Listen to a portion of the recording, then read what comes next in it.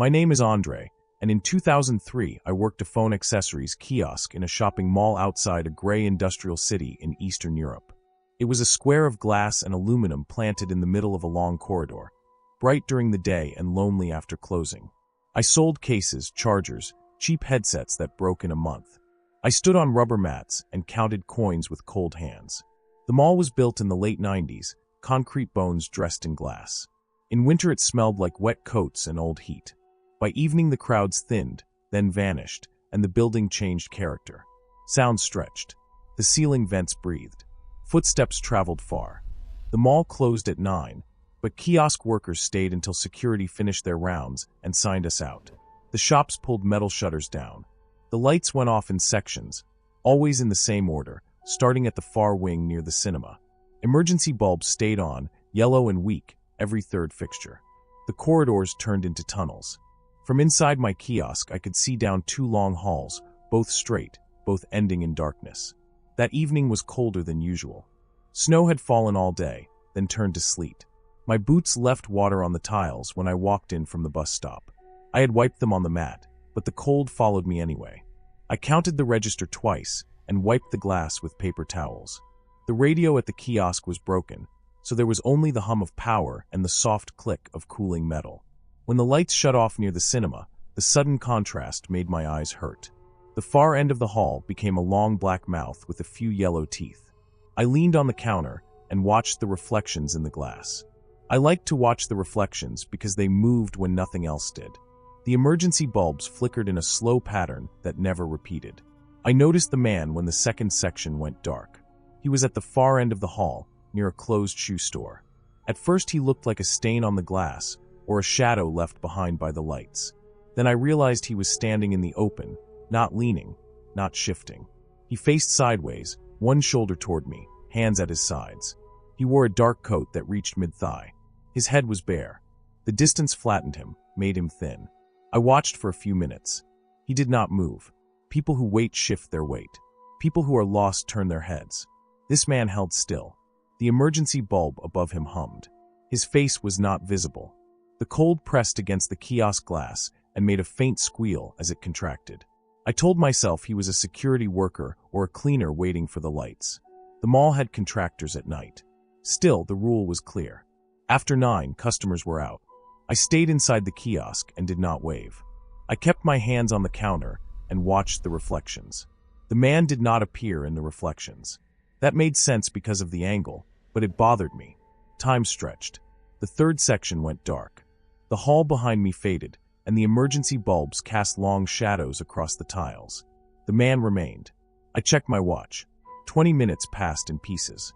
My breath fogged the glass. I wiped a circle with my sleeve and looked again. The man's posture had not changed. He did not slump or adjust. The coat did not sway. The mall felt empty in a way that was physical, like pressure on the ears. Security finished their rounds late that night. I stayed inside until the sign-off was complete. I did not see the man leave. When the final lights went out, the hall beyond him was black, and then it was over. I locked the kiosk and left with the others. Outside, the air burned my lungs. Snow creaked underfoot. The bus took a long time. I slept poorly. I woke before dawn with the smell of damp concrete in my nose. It reminded me of basements and cellars. I washed my hands and left for work early. The mall opened at 10. In the morning light, the corridors looked harmless again, wide and clean. The kiosk glass reflected the ceiling like a shallow lake. When I unlocked the drawer to count the float, the smell hit me. It was not strong, but it was wrong. Damp soil, like a shovel turned over after rain. I froze with my hand on the handle. The drawer had been empty when I left, except for the cash tray and the metal divider. I pulled it out slowly. The smell grew. Inside, on the white plastic tray, there were muddy fingerprints. They were small, pressed in pairs, as if someone had gripped the edge. There were also faint smears on the inside of the glass at knee height, as if someone had leaned in from inside the kiosk. I checked the lock. It was intact. The alarm had not gone off. I felt foolish and angry. I cleaned the tray and the glass and washed my hands twice. The smell lingered in my nose for hours. Over the next week I noticed other things. Dust fell from the ceiling vent onto the counter in the mornings. Once, a cardboard box I kept under the shelf was shifted a few centimeters. The smell returned on a damp day. I did not tell anyone at first. I watched more closely at night. I paid attention to reflections and shadows. I stayed until the last possible minute. The man did not appear again. Instead, I began to see signs of movement that were easier to explain and harder to accept. A service panel behind the kiosk was loose. The screw turned with little effort. The panel led to a narrow cavity filled with cables and insulation. It smelled like dirt and metal. The tiles near the panel had faint marks, not footprints, but scuffs consistent with heavy boots dragged rather than lifted. I started arriving earlier to watch the opening routine. Maintenance staff came in before dawn. One of them had a limp. He wore the same dark coat each day and kept his head down. He moved slowly, conserving effort. On a morning after rain, his boots left muddy crescents near the service doors. The pattern matched the marks I had seen near my kiosk. I paid attention to the ceiling vents. The mall had crawl spaces above the corridors for wiring and air. The panels were large enough for a thin person to move through. The insulation trapped moisture. The smell made sense. The man I had seen could have been standing beneath an emergency bulb, waiting for a section to go dark before moving. He could have remained still to avoid attention. From a distance, the lack of movement would look unnatural. I spoke to security through forms and notes, never face to face. Their reports showed nothing unusual. The cameras near my kiosk had blind spots due to reflections. The service corridor behind the shoe store was not covered. The maintenance log showed an unassigned worker during night shifts, a temporary hire through a contractor. The name changed. The address was a hostel on the edge of town. The explanation settled slowly, like dust. A man without stable housing took night work. He used the crawl spaces to sleep between rounds, out of the cold. He moved when the lights went out, standing still when they were on. He entered my kiosk through the loose service panel, not to steal, but to warm his hands and count change by the emergency light. He touched the glass from inside, steadying himself. He left soil from his boots in the drawer by habit, resting his hands where the edge was firm. He did not trigger alarms because the panel bypassed the sensors. Once I saw it clearly, the fear drained away and left something heavier. I tightened the panel screw and placed a seal over it. I cleaned the vents and taped the edges. The smell faded. I stopped watching the dark end of the hall. Winter passed. The mall stayed busy during the day and hollow at night. Years later, when the mall was remodeled and the kiosks removed, they found bedding in the crawl space above the old corridor. The insulation was packed down. There were boot prints and cigarette filters. The report treated it as a safety issue, not a crime. I kept the memory of the man standing under the emergency bulb, still as a fixture, waiting for the building to forget him.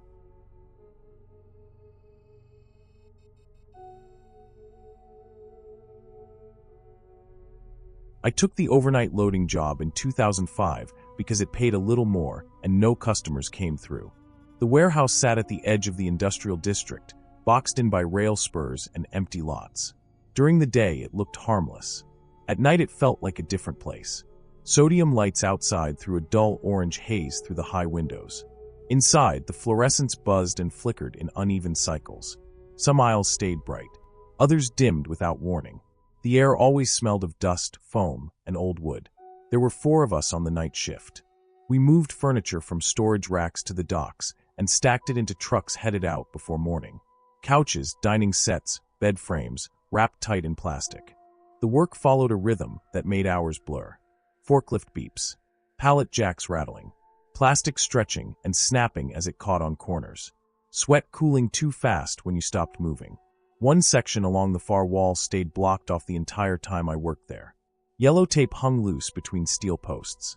The concrete beyond it dipped slightly, not enough to notice unless you knew to look. A few years earlier, a rack had collapsed during a heavy load. The floor cracked under the weight. Engineers checked it and marked it for repair. The repair never happened. Management rerouted traffic around it and locked the nearest access door. The lights in that area stayed on, though. They flickered more than the rest. From the first week, I noticed sounds coming from that section. Not loud, just the kind of noise that makes you look up without knowing why. Slow steps. A scuff, then a pause. The building shifted at night as temperatures dropped, so I blamed that. Steel pops and concrete settles. That made sense. Still, the sounds came at regular intervals, like someone crossing the same patch of floor over and over. I paid more attention once I realized the others noticed it too. No one pointed it out. No one slowed down to check. We worked faster when the noise started. I focused on my lane, on the dock number chalked on the floor, on keeping my hands moving. The lights made it worse. When a flicker hit, shadows jumped across the racks. Wrapped furniture looked like shapes under ice. The plastic reflected light in tight streaks that shifted as you passed. I caught myself thinking a stack had moved when it had not. Inventory nights broke the routine. Once a month we counted stock after the last truck left. The forklifts shut down. The warehouse went quiet except for the lights. Without engine noise, every small sound stood out. Shoes on concrete. Breathing. The hum above our heads. That was when the footsteps became impossible to ignore. They came from the blocked section and stayed there. A slow pace. Heel to toe. No dragging. No rush. Each step landed with the same pressure. The sound traveled through the racks and came back distorted, as if the floor carried it. I kept counting. I moved down the rows with a clipboard and pen. Numbers lined up with the system until I reached a couch listed as incoming, but not yet assigned. It sat near the center of the warehouse, wrapped tight in clear plastic. No pallet, no rack, just resting on the floor where incoming items waited to be scanned. The shipping label faced outward. The destination line listed the warehouse address. The sender line stayed blank. No return code, no vendor stamp. The barcode scanned clean and showed a transfer entry dated 2 weeks earlier. No one on nights handled transfers. Day shift dealt with those. The couch itself was a standard 3-seat model, gray fabric, nothing special. What stopped me were the marks in the plastic. The wrap clung tight to the cushions, pressed inward in several places. On the seat section, 5 deep impressions pushed outward from inside. Each one spread slightly at the base, like a palm pressed hard against glass. The fabric beneath stretched around the shape. The foam compressed under force.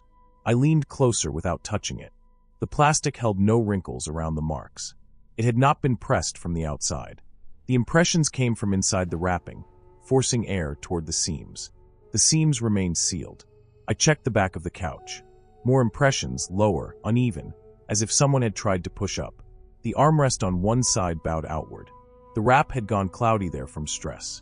I stepped back and scanned the aisle. The footsteps continued, steady, still coming from the blocked section. The lights above that area flickered twice in quick succession, then stabilized. I marked the couch as damaged and moved on. I told myself it came from the factory that way. Foam shifts. Plastic shrinks when cold. There had to be a reason. Over the next week, the couch stayed where it was. No day shift tags appeared. No one moved it to quality control. Each night I passed it, the impressions looked the same. No change. No sagging back to shape. The plastic stayed tight. The footsteps grew more frequent. They no longer waited for inventory nights. I heard them during loading, slipping in between the noise. Always the same pace. Always in that section. One morning near the end of my shift, I noticed new scuffs on the concrete near the tape line. Dark marks, fresh, shaped like the edges of shoes. They led up to the tape and stopped. That night, the power dipped around 2 in the morning. The lights cut out for a second, then came back uneven. Half the warehouse lit up. Half stayed dark. The blocked section fell into shadow except for emergency strips along the wall. The footsteps stopped. The silence pressed in. Without the hum, my ears rang. I finished the last load slower than usual. When the lights stabilized, the footsteps did not return. At the end of the shift, I walked past the couch again. The plastic had torn along one seam near the bottom. Just a small split. The impressions remained. The next inventory night, management showed up before dawn. The blocked section was no longer taped off. The door stood open. Engineers and inspectors moved through with flashlights and clipboards. The floor had dropped further. A void had opened beneath it, eating away at the foundation near an old drainage line. They found a narrow space under the slab, wide enough for a person to crawl through. It connected to a storm access tunnel that ran under the district. Someone had been using it as shelter for months. The footsteps matched the distance from the tunnel opening to the wall and back. They also traced the transfer entry. 2 months earlier, a day shift supervisor flagged a couch as unsellable due to a tear in the lining. It was set aside near the blocked section. During a routine wrap, a temporary worker sealed it fully instead of leaving it open for inspection. The couch sat near the unstable floor. One night, Part of the slab gave way. The couch slid, tipped, and fell into the void. The person living below found it blocking the tunnel entrance. In the dark, with the floor above still intact, they crawled inside to push it aside. The wrap trapped air. The plastic clung as they pushed harder. The couch wedged tighter as the foam expanded against the tunnel walls. By the time the floor dropped further and the couch settled back onto the warehouse side, it had already been sealed again during another transfer pass. No one noticed the added weight. No one checked inside because no one expected a person to be there. The label addressed to the warehouse came from an internal scan meant to move it back to storage. The sender line stayed blank because it never left the building. They cut the plastic open that morning. I did not stay to watch. The explanation followed later in a report pinned to the board. Carbon dioxide buildup, limited air, compression injuries. No sign of struggle beyond the marks already seen. After that, the footsteps made sense. A person moving beneath us, pacing the length of their shelter. The timing matched our shifts. The couch marks matched the strength it took to push against sealed plastic in a tight space. I quit the next week. The lights still flickered as I clocked out for the last time. The warehouse kept running. Trucks kept leaving before dawn. The blocked section stayed closed, this time with concrete barriers instead of tape. The couch disappeared from the system, its entry marked resolved. I still think about how ordinary it all was. A mislabeled item, a missed check, a floor left unrepaired. The sounds we ignored because they fit just well enough into the noise of the place.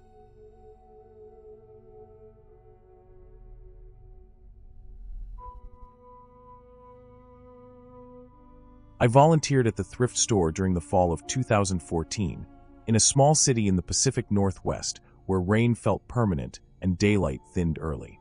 I asked to work in the donation sorting room because I liked being alone. The public floor made me tense. The back room did not. It was concrete and windowless, with long folding tables, metal racks, and yellowed fluorescent lights that hummed without pause. The air always smelled like damp fabric, old perfume, and cardboard that had soaked up years of moisture. It was the smell of other people's lives after they had decided to let go. My job was simple. I opened bags, checked pockets, sorted clothes by type, and hung what was usable. Anything stained, torn, or moldy went into large black bins that were wheeled out to a dumpster every night. I worked slow and careful. I read tags. I checked seams. I liked knowing exactly what passed through my hands. The coat came in on a Tuesday afternoon with a stack of winter donations. It was heavier than it looked, dark gray wool with a thick lining and deep pockets. It had no brand tag, which was common with older clothes, but it was well made. The cuffs were worn smooth. The collar had a faint oil mark where skin had touched it for years. When I lifted it, water dripped from the hem onto the floor, even though it had not been raining that morning. I assumed it had been stored somewhere damp. I hung it on a rack and moved on. Later, while checking for stains, I ran my hand along the inside seam and felt a stiff edge that did not belong. I turned the coat inside out and found a piece of paper sewn into the lining with uneven thread. The stitching was deliberate but rushed, as if done by someone who did not sew often but cared that it stayed hidden. The paper was folded flat and yellowed. The ink had bled slightly, but it was still readable. It listed dates, times, and addresses. No names. The addresses were nearby streets I recognized, all within walking distance of the store. The times were precise, down to the minute, spread over several weeks. Some were early morning. Some were late evening. All were short windows, never more than 20 minutes. I stood there for a long time holding the paper. It did not feel like a note meant to be found. It felt like a record. I checked the rest of the coat carefully. There was nothing else inside. No wallet. No phone. No receipt. Just the note. Store policy required reporting personal information left in donations. I debated whether this counted. It was not identifying in a clear way. It did not say who the coat belonged to or who the addresses were for. I put the paper back where it had been and stitched the lining closed using the same holes. I told myself it was none of my business. The next day, a customer came in asking about a coat. I was not on the floor, but I could hear through the open door as staff described items over the radio. The description did not match the coat exactly.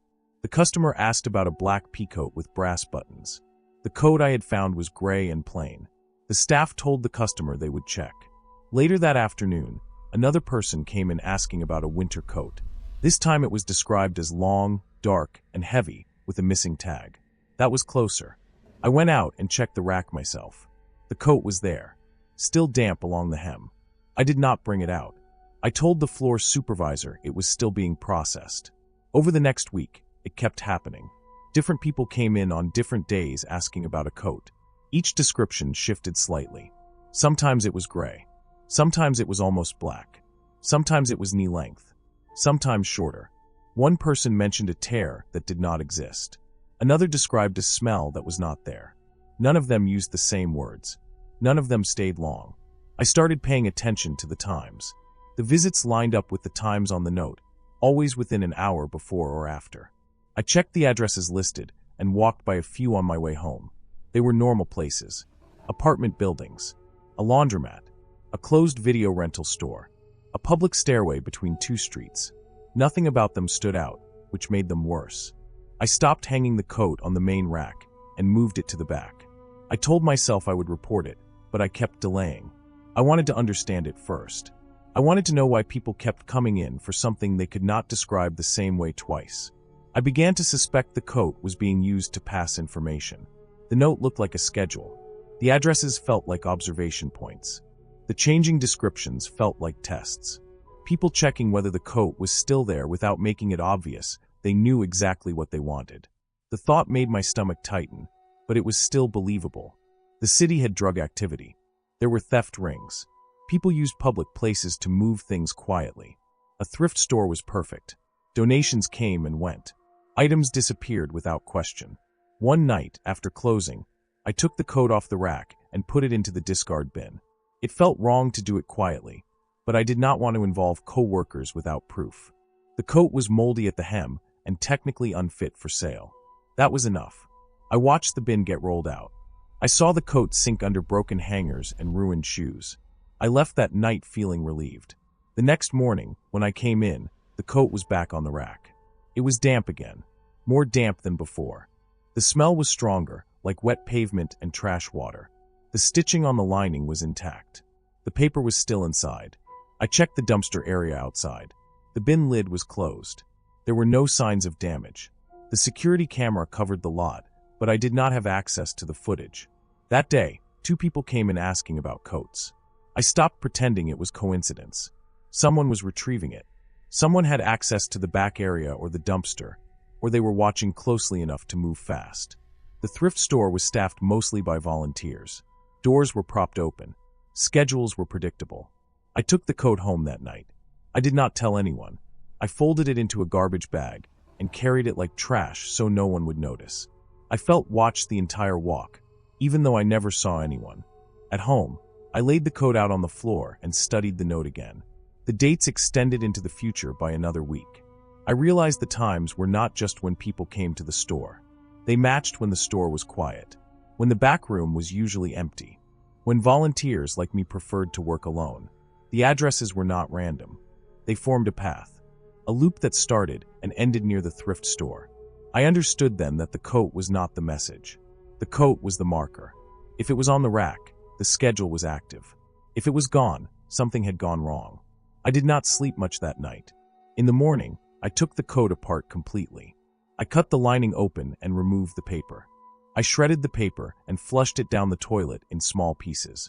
I soaked the coat in the bathtub until the water turned brown. Then I cut it into sections and put them into separate trash bags. I drove them to different dumpsters across the city. I did not go back to the thrift store. A week later, I walked past the storefront out of habit. The donation doors were closed. A notice was taped to the window about a temporary shutdown due to an investigation. It mentioned stolen property and misuse of donated goods. No details. Months later, I read a short article online about a local theft ring that used secondhand stores as drop points to track targets and movements. They hid schedules in clothing and rotated couriers who did not know each other, only what to ask for. The descriptions changed to avoid patterns. The system relied on items being ignored. The article did not mention my store. It did not mention a coat, but it explained enough. I never volunteered again. I still think about how easily I almost left it alone, stitched back into place, hanging where it belonged. I think about how many times it must have worked before it reached my hands. And I think about how it came back from the dumpster because someone had been watching closely, counting on the fact that most people do not look too hard at what other people give away.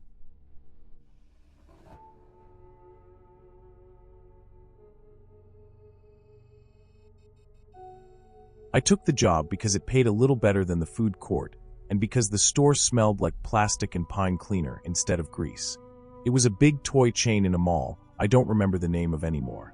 Everything about that place blurred together with other malls from that year. White tiles, low ceilings, fake plants bolted into planters. December 1997. I was 19. Seasonal hire.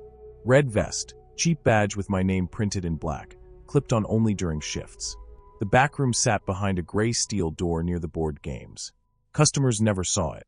The room was narrow, with concrete floors and metal shelving bolted to the walls. Fluorescent lights hummed even when no one stood there. The air stayed cold, like the building pulled heat away instead of holding it. Returned items went back there. Open boxes, crushed corners, toys with missing parts. Anything that couldn't go back on the floor waited on those shelves until after the holidays. Most of the returns were boring. Dolls with hair cut off. Remote cars without remotes. Board games missing dice. The animatronic bear arrived the second week of December. It was large, waist-high, brown fur worn thin around the joints. Plastic eyes. A stitched smile that never changed. It came in without its box, just a return slip taped to its arm. The note said it activated on its own.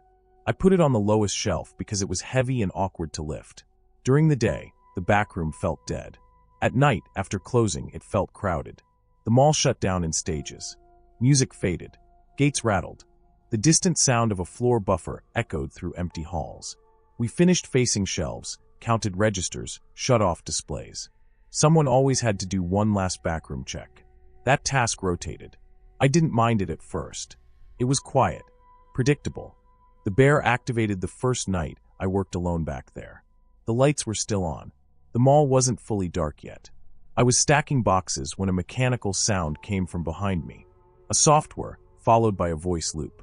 It sounded cheerful and flat, the way cheap toys did back then. I turned around and saw the bear's mouth moving. The arms lifted a few inches, then dropped. I checked the switch on its back. It was off. I pressed it again to be sure. Nothing happened. I assumed pressure on the shelf had triggered it somehow. Motion sensor, maybe. I moved it to a different spot and finished my work. The second night, it happened after closing. The mall was dark except for emergency lights and the glow from a few anchor stores. I was alone again. The bear activated while I was near the door, not touching anything. Same mouth movement, same tone. It ran through its routine and stopped. I told myself the batteries were still in it. Someone must have missed them. I pulled open the Velcro seam on its back. The battery compartment was empty. No corrosion. No loose contacts. Nothing. Management told us to unplug it. The bear didn't have a plug. It ran on batteries only. They told us to remove it from the shelf and put it in the far corner. I dragged it across the floor and turned it to face the wall. After that, it activated every night. It didn't happen during the day. Never when customers were around. Never when music played or lights were bright. Only after closing, when the mall settled into that hollow quiet. Sometimes it happened once. Sometimes twice. Always the same routine length. Always the same timing, within a few minutes of each other.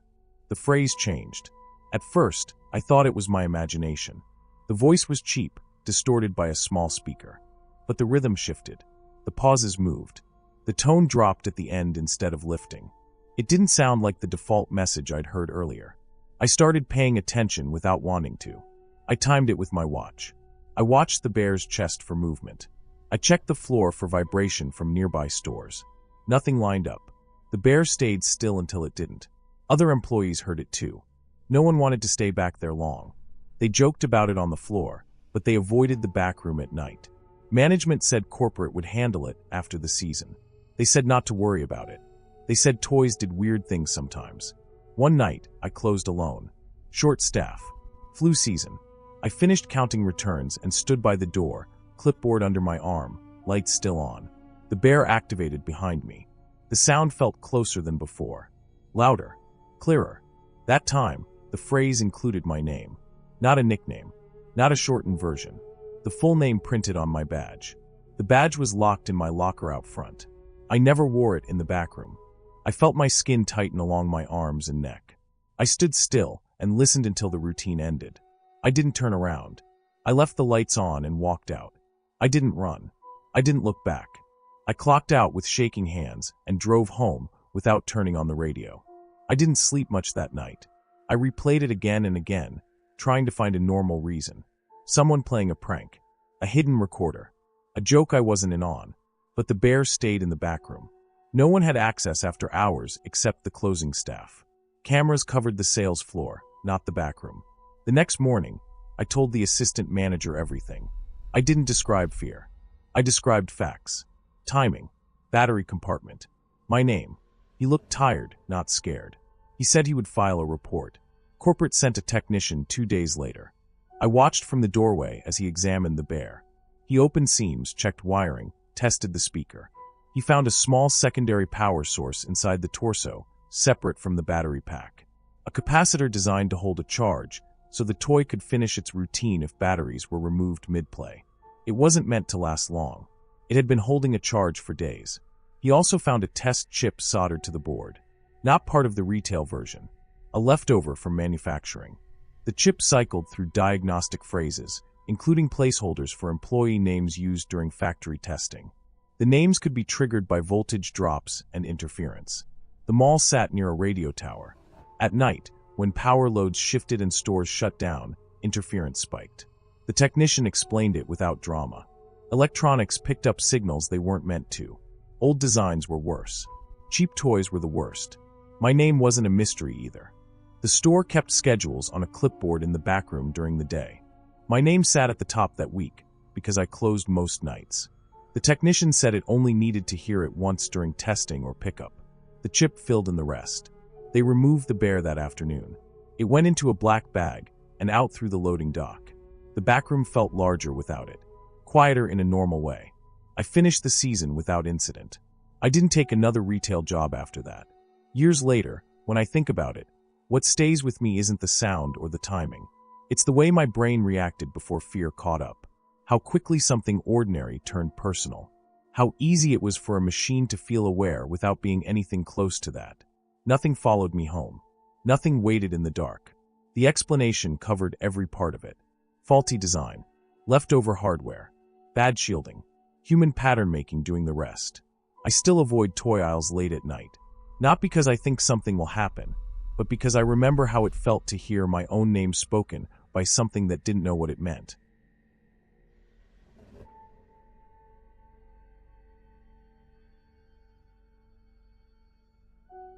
I was 19 in 2008, home from community college for winter break, working inventory nights at an electronics store wedged between a nail salon and a frozen yogurt place in a suburban strip mall.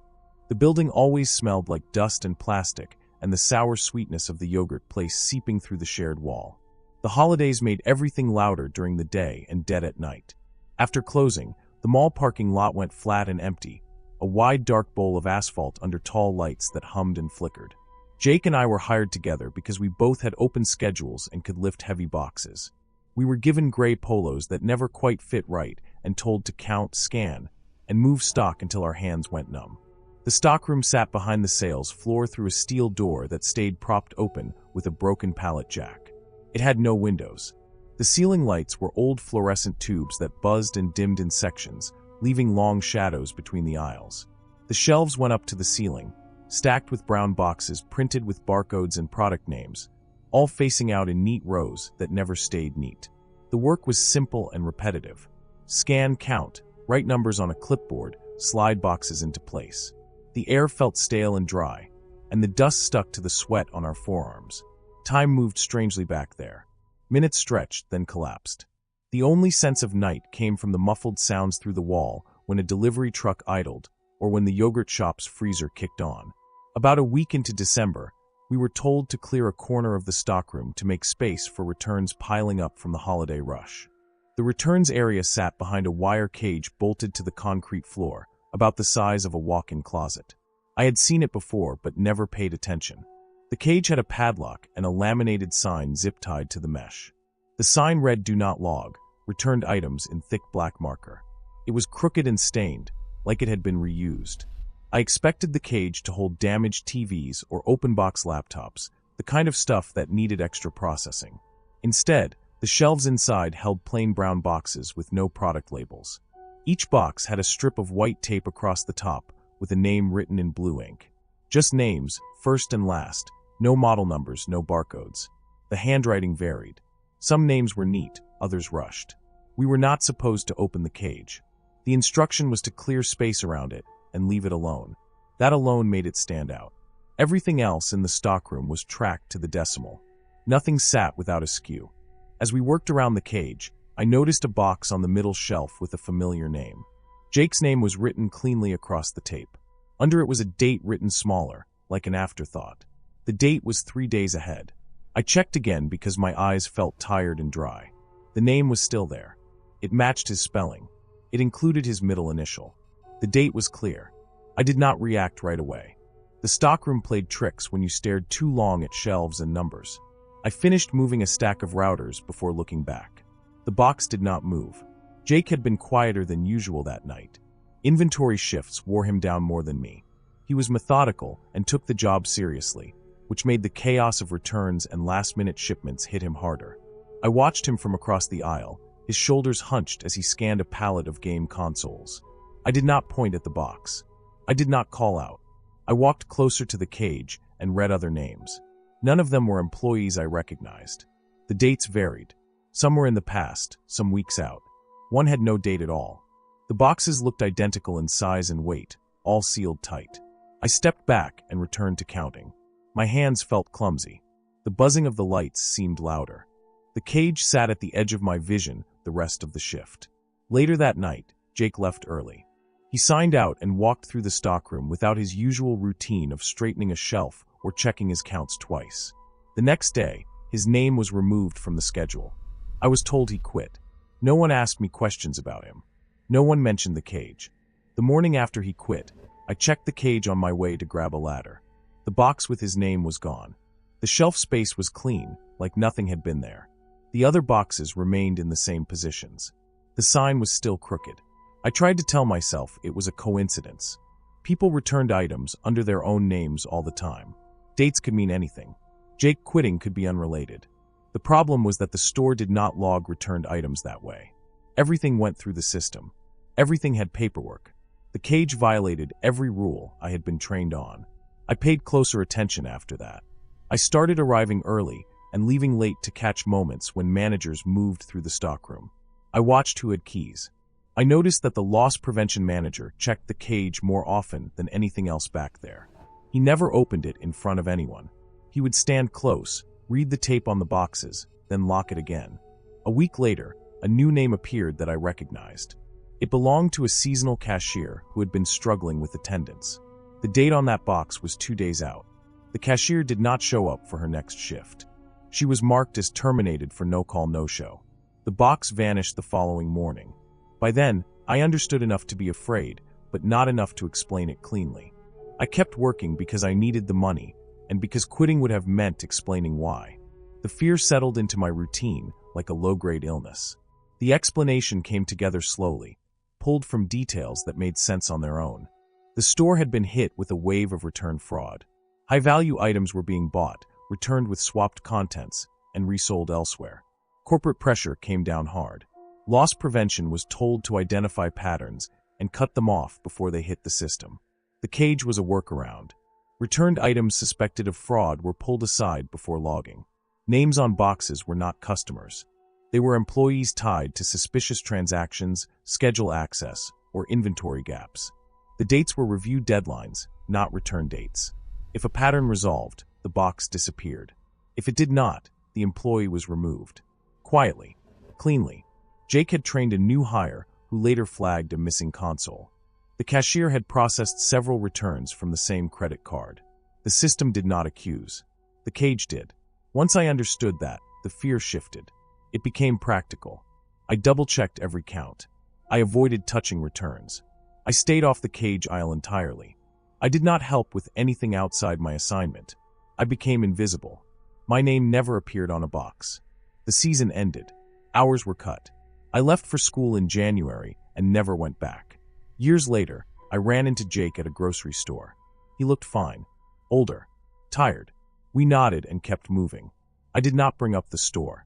He did not either. I still think about the cage when I walk past closed strip malls with dark windows and buzzing lights. I think about how easily a name can be written on tape and sealed into a box, how systems meant to protect can erase without noise. There was nothing supernatural about it. It was policy, pressure, and people trying to solve a problem without leaving fingerprints. The horror was how ordinary it was, how quickly a future date could become a decision already made.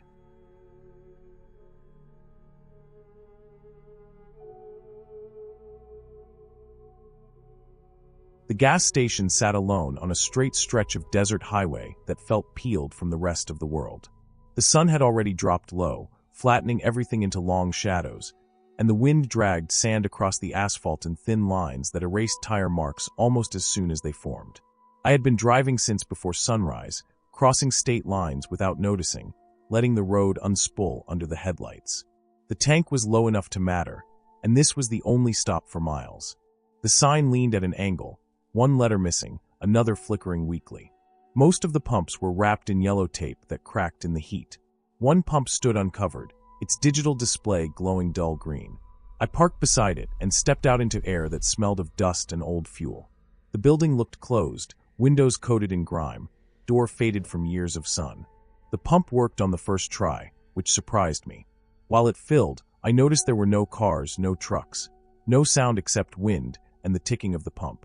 No birds, no insects. The silence felt practical, not dramatic, the kind you get when nothing has reason to linger. Inside, the station was dim. Fluorescent lights hummed unevenly. Shelves held expired snacks and sun-bleached bottles. Behind the counter stood an older woman. Her posture was straight. Her face was thin and still, eyes open wide, unblinking. She watched me without moving her head. When she spoke, her mouth moved carefully, as if each word had weight. Her eyes did not close once. She gave the impression of someone concentrating on staying present. She mentioned the restroom in a way that felt like a warning rather than a rule, something about it confusing people. I nodded without thinking much of it. Long drives blur advice into noise. I paid in cash. The receipt paper felt brittle. Before leaving, I asked where the bathroom was, more out of habit than need.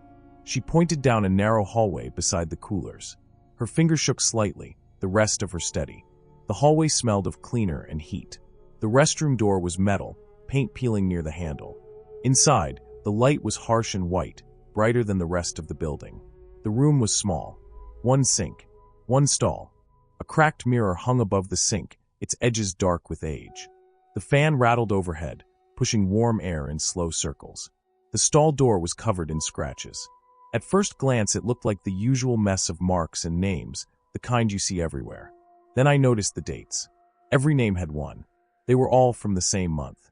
June 2011. Some had exact days. Some just the month and year. None fell outside that window. The handwriting was the same across all of them. Same pressure. Same slant.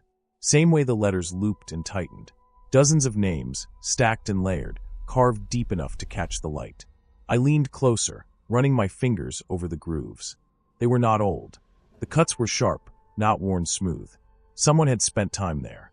The names were ordinary. First names mostly. A few last names. Nothing that stood out.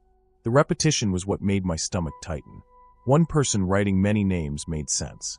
Many people writing with identical handwriting did not. The mirror reflected the stall behind me, the scratches forming a crowded background around my own face. The light buzzed. I realized I had been standing still longer than I meant to. The room felt warmer than before. I stepped back, used the sink to splash water on my face. The water ran cloudy for a second, then clear. My reflection looked pale, eyes red from the road. I did not add my name. I had no reason to. I left the stall as it was and walked back down the hallway. The hum of the cooler returned. The woman looked at me the same way she had before, eyes open, unblinking. She asked which name I had added. The question landed flat, as if the answer was expected, already accounted for. I told her I had not added one. She did not react. She nodded once, slow, then wrote something on a pad beside the register. Her hand moved in small, careful motions. I could not see what she wrote. I left without buying anything else. Outside, the light had shifted, the sky turning a deeper orange. The pump had finished. I got back in the car and pulled onto the highway. In the rearview mirror, the station shrank into the heat haze, the sign bending into the distance. For the next hour, I tried to forget the restroom. The road stayed straight. My thoughts drifted. I stopped at another station just before dark, one with trucks and noise and people. I used the bathroom there without thinking about it. Everything was normal. It was not until days later, after I reached my destination, that the unease returned. I unpacked my bag and found a small slip of paper stuck to the bottom of my notebook. It was the receipt from the desert station. On the back was a name written in pen. My name. Beneath it, the date. June 2011. I went back through my memory carefully. I had not written it. I was sure of that. I called the number printed on the receipt. It was disconnected. I searched for the station online. There were no listings, no reviews, no address that matched. The highway map showed a rest area miles away, nothing else. Weeks passed.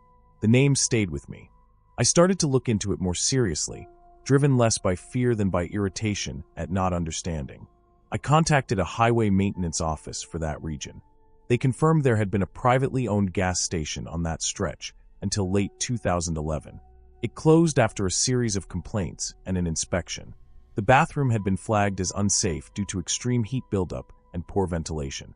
People reported dizziness, confusion, and memory gaps after using it.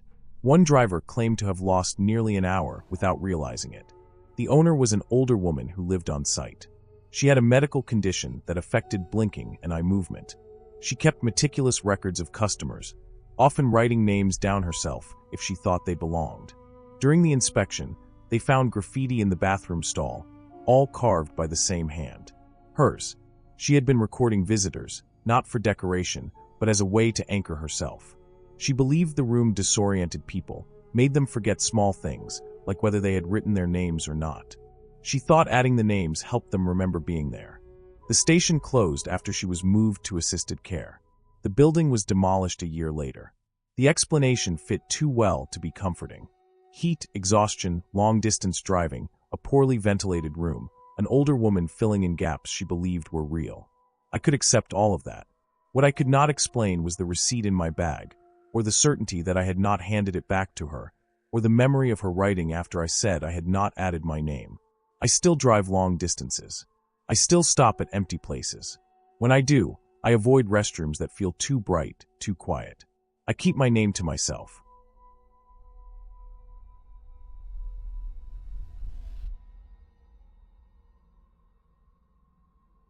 My name is Luis, and I worked overnight at a city pharmacy during lockdown in 2020, when the streets stayed empty and time felt bent. The store never closed. We were listed as essential, which meant fluorescent lights humming all night, security gates half pulled down, and a register that rang maybe 6 times between midnight and dawn. The air smelled like sanitizer and cardboard. Every surface felt wiped thin. I took the overnight shift because it paid a little more and because my apartment was too quiet to sleep in. The bus dropped me off at 10:45. The city blocks around the store were dark, but the pharmacy glowed like a fish tank. Inside, the world shrank to aisles, counters, and the constant click of the computer fan. I worked alone most nights. A guard sat in the back office watching cameras, but I rarely saw him. We passed each other at shift change without stopping. Between 2 and 4 in the morning, things got strange in a way I could not explain at the time. The door chime would sound, and someone would walk in with the posture of a person who had already been awake too long. Masks hid faces, but eyes told stories. Most customers needed basics: insulin, antibiotics, pain relief. The rest came for prescriptions. The system was old. It lagged and froze. It held names, dates, numbers, refill histories. During the day, the queue filled the screen. Overnight, it stayed blank until a customer appeared. That was when I started seeing names that did not exist in our records. I typed them carefully, letter by letter, checking spelling twice. The system returned nothing. No profile, no history, no insurance match. The dates of birth were valid. The addresses mapped to real buildings. The phone numbers rang to nowhere or to voicemail boxes that filled instantly. At first I assumed error. Lockdown had pushed clinics to fax and email. Scripts came smudged. Handwriting drifted. I called the prescribing offices during the day and left messages that went unanswered for weeks. Overnight, I logged notes. I followed procedure. I denied fills when required. I felt the weight of doing my job right. The pattern held. Different faces, different ages. Same result.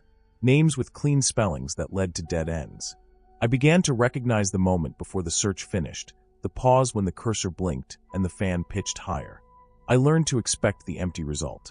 One night, near 3, a man arrived who changed the texture of the shift. He moved slowly, favoring one leg. His clothes were neat but worn thin.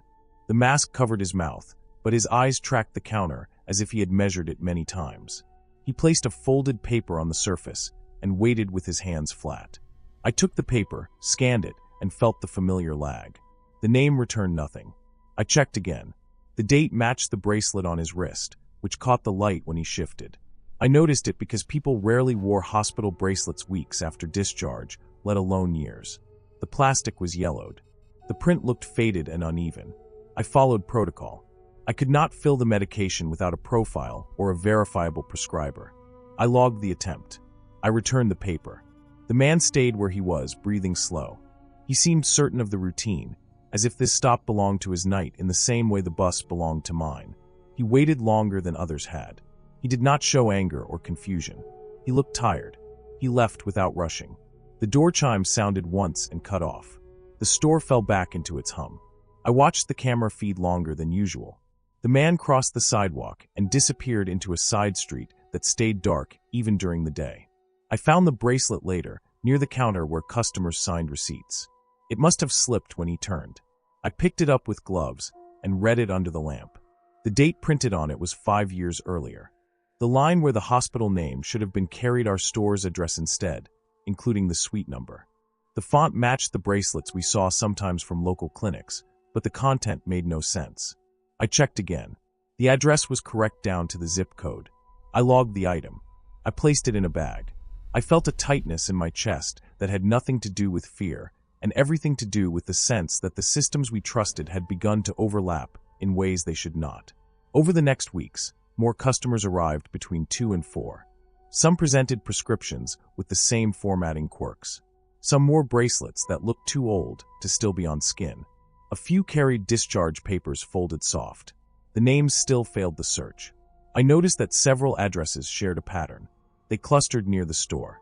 The street names varied, but the numbers repeated. I pulled reports during quiet hours. I compared timestamps. I traced refills that should not exist and notes added during the day that I had not written. The system showed entries stamped with my login during hours when I was not in the building. The guard logs did not match. The cameras showed no one at the terminal at those times. I felt exposed, like a room with a missing wall. I escalated. I sent emails. I left messages. Weeks passed. Lockdown stretched on. The city stayed hollow. The overnight crowd thinned and then thickened again as curfews shifted. I kept working. The explanation arrived slowly, without drama, the way most truths do. A district manager scheduled a call at noon. IT joined late. They spoke in careful language. A ransomware attack had hit a regional hospital network years earlier. During recovery, temporary templates were used for printing bracelets and discharge paperwork. Placeholders had been filled incorrectly. A vendor database had pulled addresses from a shared directory. Our store address, once used for a flu clinic partnership, had been cached and propagated. The error persisted in certain clinics that never fully updated. At the same time, identity theft rings had learned to exploit pharmacy systems during lockdown. They tested names against databases at night when oversight thinned. They used believable details. They relied on fatigue. Some patients were real. Some were not. Some had brain injuries that scrambled memory and routine. Some believed patterns that comforted them. Some returned to places that felt familiar when everything else broke. The man with the bracelet fit the overlap. He had been in an accident 5 years earlier. His rehabilitation clinic still used the flawed template. He lived nearby after losing his job. He walked the same route at night. He believed his medication schedule had never changed because routine anchored him. He had been denied fills elsewhere and drifted back to the one place that stayed open. The entries under my login came from a compromised terminal during the day. The guard logs were wrong. The cameras had blind spots. The investigation closed quietly. Policies changed. Templates were fixed. Clinics updated. The counterfeiters moved on. I finished my last overnight shift in late summer. The store stayed bright. The city began to breathe again. I took the bracelet from evidence after signing forms and mailed it back to the clinic with a note. I kept a copy of the report for myself. When I pass the pharmacy now, the address on the door looks like any other. I still notice the hours between 2 and 4. I still feel how thin the line is between a system working and a system telling a convincing lie.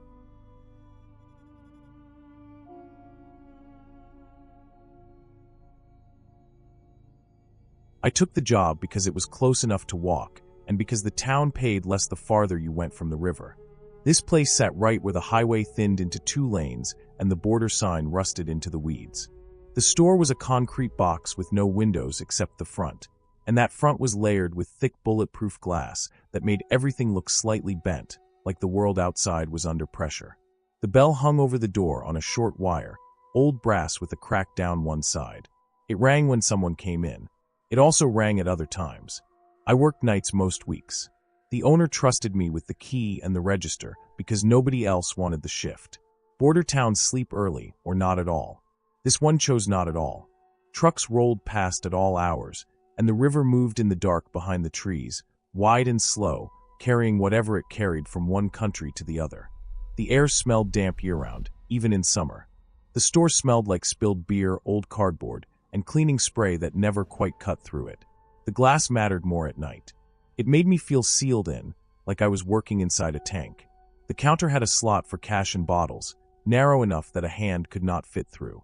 The register drawer stuck, unless you pulled it just right. Behind me was the break room door, thin wood with a warped frame. The break room held a small table, a chair, a microwave that hummed louder than it should, and a fridge covered in notes from the owner. Most were reminders about inventory or deliveries. Some were old enough to curl at the edges. The bell rang sometimes when no one came in. At first I blamed trucks shaking the building or the door settling. The door was heavy metal frame, thick glass. I checked the hinge screws. I checked the wire on the bell. It still rang. Not often. Enough to make me look up every time.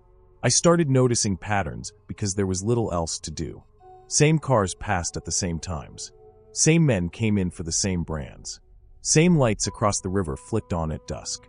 On Fridays, near the end of my shift, the regular came in. He always arrived just after midnight.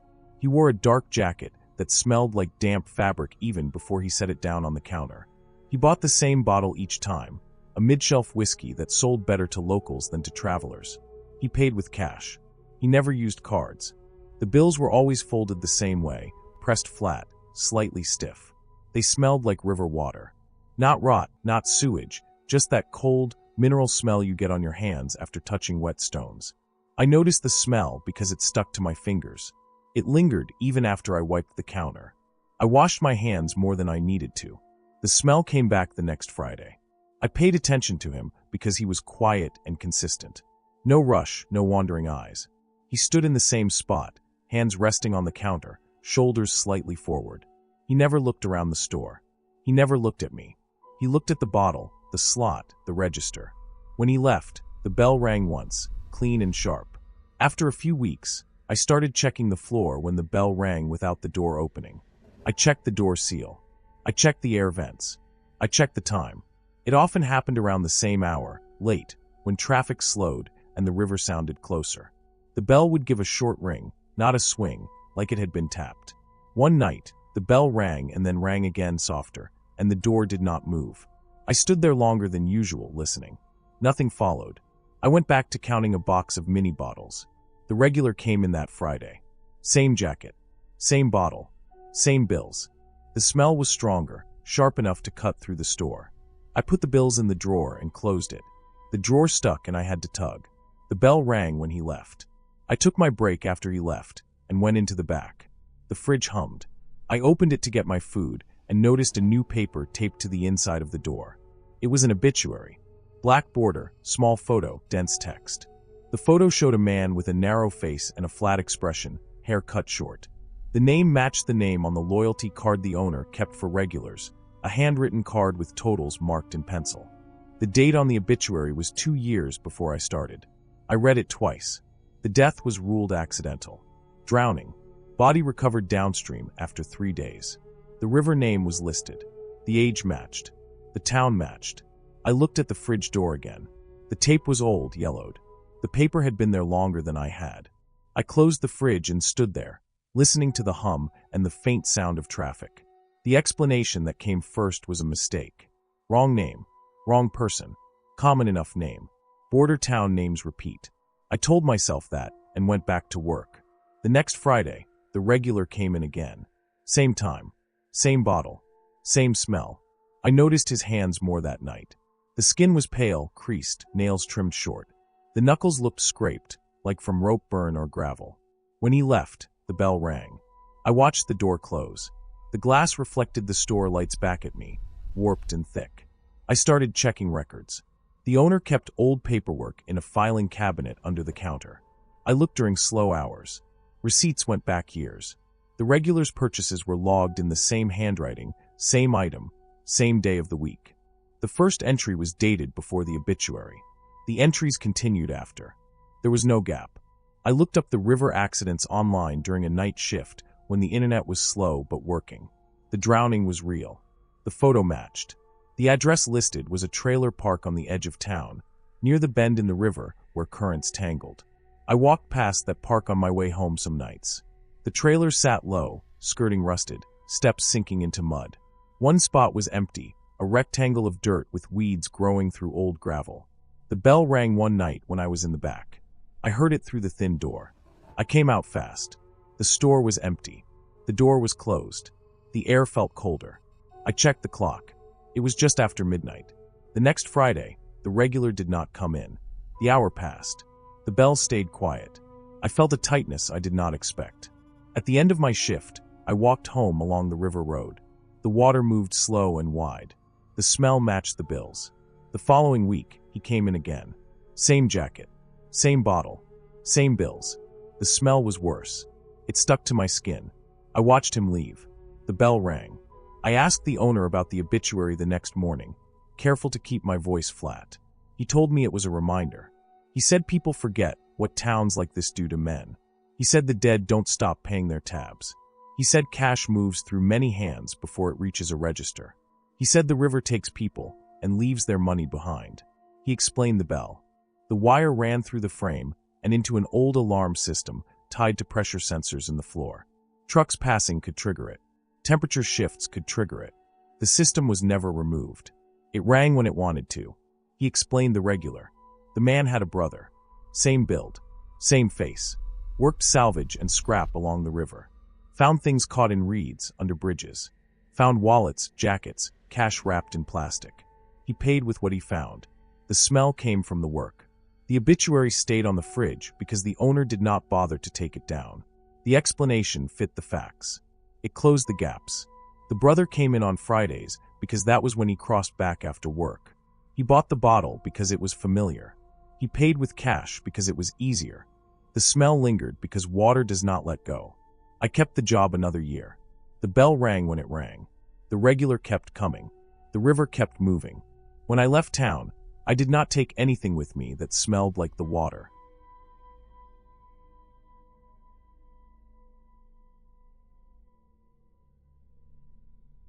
I took the closing shift because I liked the way the town went quiet after 10.